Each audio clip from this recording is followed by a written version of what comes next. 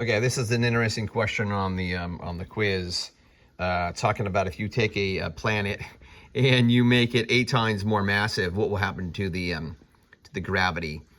It's a good way to look at this, actually. There's some equation here I'll show you in a second, but a good way to look at this is if you take a block and you take the block and which is got a mass of just m, and you make it 8 times more massive, so that's 8 blocks. The distance to the center to the outside, which is not the radius on a block, but it's the idea, the distance from the center to the outside, we call that r. This is 8 times as big, but the radius is only 2r, right? So when you change the volume of something, it doesn't necessarily change the radius the same way. Is it true that if you change the mass of a circle, that if it's 8 times more massive, then it'll also be 2r? We can actually prove that.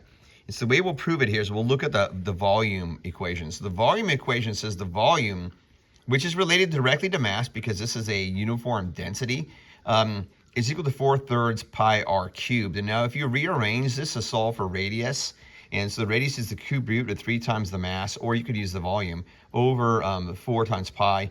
And what we're gonna do is use the rule of ones, and we're gonna substitute ones in for everything. That's a constant.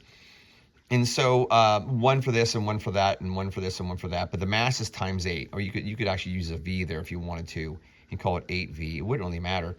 And you get this, which is r is a cube root of 8. It's not the square root of 8. That should be a cube root of 8 right there.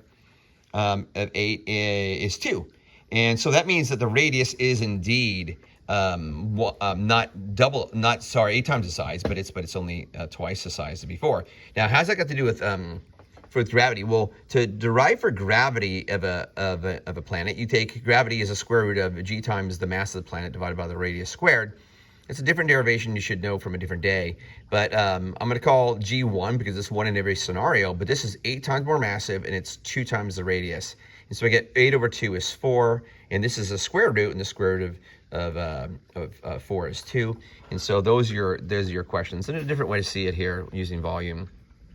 But anyway, that's the idea for that question on, what is that, question 7 on the gravitation quiz.